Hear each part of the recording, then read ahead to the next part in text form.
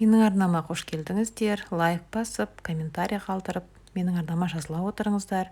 Сіздердің барлық сұрақтарыңызға жауап беретін боламын, және де көптеген рецепттерін алға қарай бөлісіп отыратын боламын. Міне бүгін тез дайын болатын бутербродпен сіздермен рецептісімен бөліскім келеді. Және тек қана 2 заттан тұрады құрамы. Өзіңізге ұнайтын кез келген нанды торап салып қоясыз, және де кәдімгі пиязды алып, бар турай алғаныңша уақтап, жіңішкелеп, кәдімгі турап шығасыз. Мен өзім турай алғанша уақтап тұрып турадым.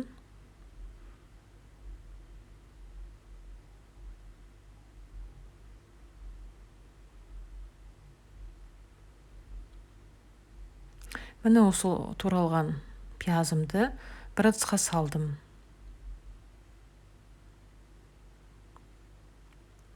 Енді осы туралған пиязымның үстіне бір жұмыртқа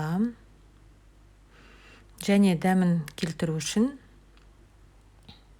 тұз, бұрыш өзімнің қалауымша салдым. Сіздер де өз қалауларыңызша, егер де басқа да приправа қосқыларыңыз келсе, қосуға болады. Осы начинкамызды әбден араластырып аламыз.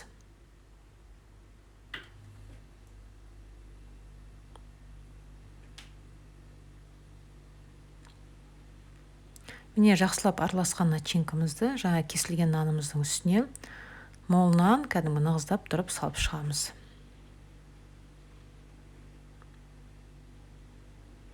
Міне осылай бәрін салып шығамыз.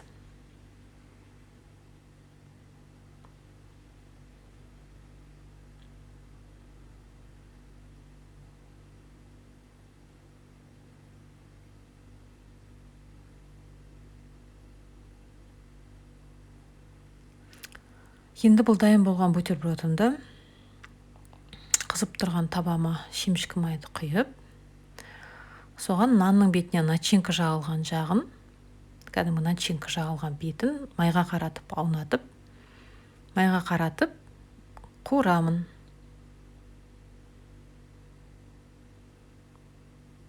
Міне бәрін үстінен басып, осылай әбден қызарғанша асықпай қуырып аламын. Бұл бутербродтар тек бір жағын ғана, осы начинка тұрған жағын ғана қуырамыз. Екінші жағын қуыратын болсақ, бутерброд өте майлы болып жегізбей қалады, жүрекке тиеді. Сондықтан тек қана жуа тұрған жағын ғана қуырамыз.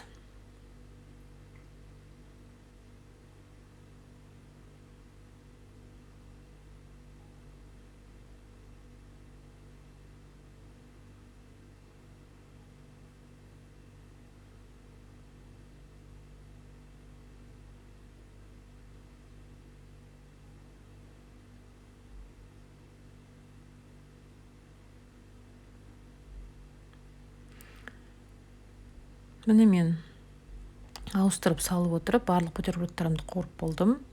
Енді бұны мен қызып тұрған пеште 5 минутқа 160-170 градусқа қойып аламын. Сол кезде бутербродтарымыз өте майлы болмай, қатырлақ болып, керемет болып шығады.